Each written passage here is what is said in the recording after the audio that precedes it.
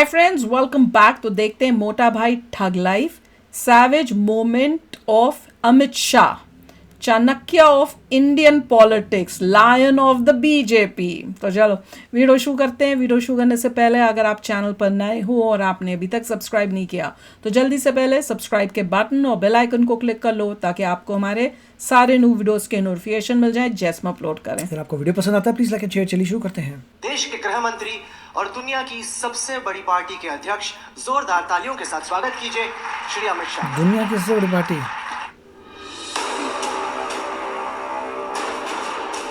पहली बात है कि इस देश का विभाजन कभी भी धर्म के आधार पर नहीं होना चाहिए। Very good, I agree to. मैं बिल्कुल 100% एग्री करके कैसे लिया।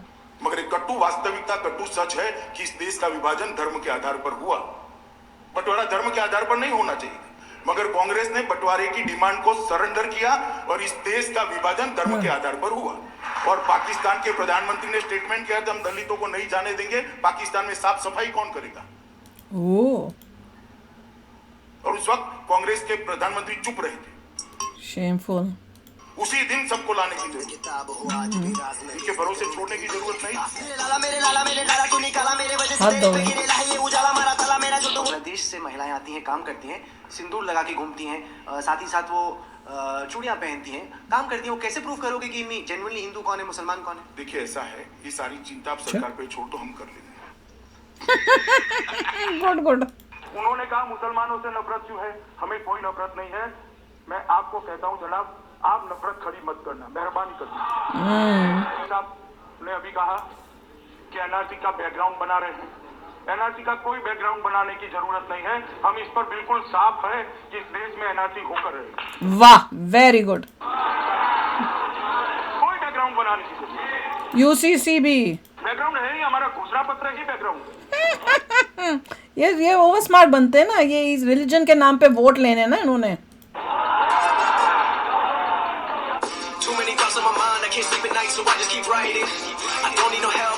दूसरा 370 में जब 370 बनी तभी सारे कांग्रेस के लीडर ज्यादातर देश की संविधान सभा में थे। इसको कोई डिस्प्यूट नहीं कर सकता। उसको टेम्पररी रखा गया। क्यों टेम्पररी रखा? परमानेंट कर देते तो हटाने का सवाल ही नहीं आता। हटाने का रास्ता 373 में डाला गया। क्यों डाला गया? अभी आपने ही डाला है, आपने ही कहा है। नेहरू जी ने संसद में कहा कि ये किस्ते किस्ते किस्ते किस जाएगी, तो हमने किस्त डाली।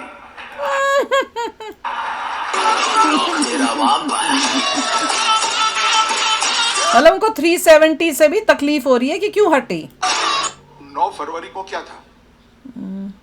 देश की आजादी के दिन था, गणतंत्र दिन था, जेएनयू की स्थापना दिन था। क्या था जरा बताओ तो मुझे, क्या था? नहीं, क्योंकि नहीं, 9 फरवरी को क्या था पहले ये बताइए। मैं बताता हूँ। कुछ छात्रों ने आके नारे लगाए। 9 फरवरी को क्या था? की बात की। 9 फरवरी को क्या था? अफजल गुरु की सालगिरह। अफजल गुरु की फांसी के दिन पर इकट्ठा होना इट सेल्फ देशद्रोह है। बिल्कुल। अब सुनो सुनो सुनो। नरेंद्र मोदी को विशेषकर आपकी चैनल में हिटलर, रावण, अरे सुनिए तो, आप मुझे सुनिए भैया। हिटलर, रावण, मास किलर, मास मर्डरर, दुनिया भर की कह सके ऐसी कोई चीज छोड़ी नहीं थी। हम कुछ नहीं करते। व्यक्ति और सरकार के खिलाफ बोलने की सहनशीलता, सुनने की सहनशीलता हमें है, कोई बोलता है तो। मगर देश के खिलाफ अगर कोई बोलता है तो इसको ना सहन करना चाहिए, ना हम सहन करेंगे। ये हमारा कमिटमेंट। मैं तो ये कह रही हूँ कि आपको व्यक्तिगत भी बोलना रॉन्ग है। गलत चीज़ें आप बोलोगे तो उस पे भी करना चाहिए। अभी लेटेस्ट जैसे यहाँ यूएसए में वो कौन है, काश पटेल, उसके ऊपर किसी न्यूज़ वाले ने या किसी मीडिया ने गलत बोला कि भैया वो तो दारू पी के टुन रहता है, काम नहीं करता कुछ। उसने कहा मैं तो केस करूँगा, तुम मेरे को डिफेम कर रहे हो, बिना किसी वजह के झूठे बोल रहे हो। तो अब होगा जैसे ट्रंप ने किया था ना, पता नहीं कितने मिलियन डॉलर्स का, वैसे ये भी पता नहीं कितने मिलियन उनके ऊपर कंगला कर देगा वो उनको। 50 मिलियन। हाँ, सोचो क्या होगा उनके साथ।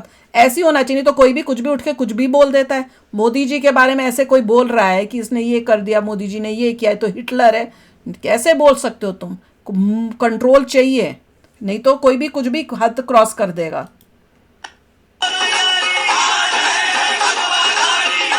गांधी जेएनयू गए, आपने कहा कि बहुत गलत किया। आपके जी मैं मानता हूं। कुछ लोगों ने कहा कि वो तो देशद्रोही है।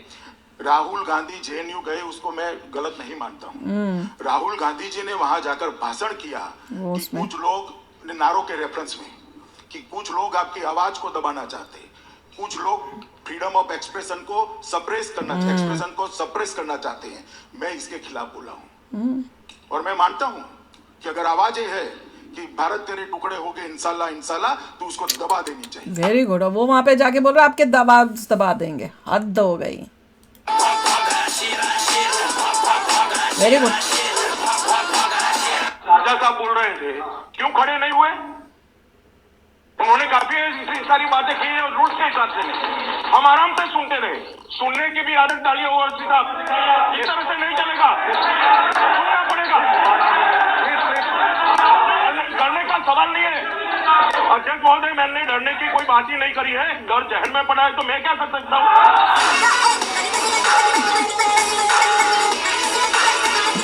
माननीय सदस्य दिग्विजय सिंह, मैं उनकी गुस्सा समझ सकता हूँ। अभी चुनाव हार कर आए, चुनाव हार गए, गुस्सा। तो स्वाभाविक रूप से गुस्सा पड़ा होगा। यहाँ निकलना भी चाहिए, ठीक है निकल जाए। मैंने आपको सीधा एड्रेस नहीं किया, मैं सभापति महोदय के माध्यम से ही एड्रेस कर रहा हूँ, तो जवाब तो देना ही पड़ेगा और आपको सुनना भी पड़ेगा।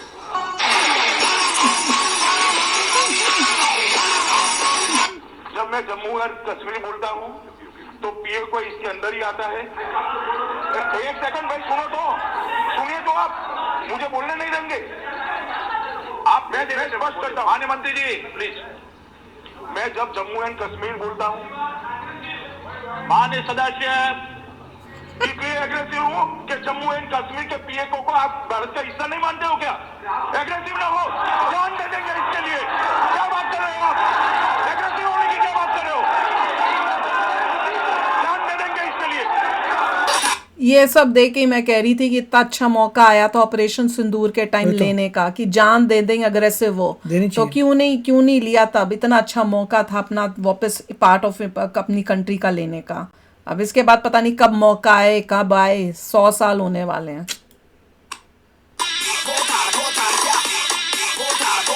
देखिए कि मेरा सीट नंबर 462 है और 461 में माननीय श्री फरूक अब्दुल्ला जी बैठते हैं और वो जम्मू कश्मीर से चुन के आए हैं और उनकी आवाज़ ही आज सुनाई नहीं दे रही है। एक्चुअली आप मुझे पूछे तो ये हमेशा हिस्ट्री में एक अधूरा डिबेट रहेगा। श्योर। वो जवाब देंगे, देखते हैं। कराना चाहता हूँ, फारूक अब्दुल्ला जी को ना डिटेन किया गया है ना अरेस्ट किया गया है, अपनी मर्जी से अपने घर पर है। ठीक है, उनकी तबीयत ठीक नहीं है फॉर द रिकॉर्ड। तबीयत मैं ठीक नहीं कर सकता डॉक्टर नहीं है कोई। वाह, चालाकी कर रही थी वो, है कि वो नहीं है तो उन्होंने कहा हमने कोई डिटेन नहीं है, कुछ नहीं, वो अपनी मर्जी से घर में बैठे हैं, तो तबीयत ठीक नहीं तो फिर क्यों खड़ी होके बोली यार? वो ऐसे दिखा रही जैसे पता नहीं क्या होगा। मुझे भी लगा कि शायद उस टाइम का है जब रोक के रखा था या कुछ किया था। तो मैं डॉक्टर नहीं हूँ, तबीयत तो मैं नहीं ठीक कर सकता। मेरे स्पष्टीकरण के बाद भी बहुत सारे सदस्य कह रहे हैं फारूक साहब नहीं है, इसका दुख है, नहीं है। फारूक साहब है। वो मतलब नहीं है, उसका मतलब वो नहीं है और अपने घर में है, स्वतंत्र है। वो यहाँ आना नहीं चाहते तो मैं जबरदस्ती नहीं आता। ना, वो खुद ही नहीं आया था उस दिन। नहीं है। आप पिछले 6 महीने से राजनीति कर रहे हो, 2014 से आपका ग्राफ रहा है। मैं बचपन से ही ऐसे राजनीति करता हूँ, मैं नहीं बदलता।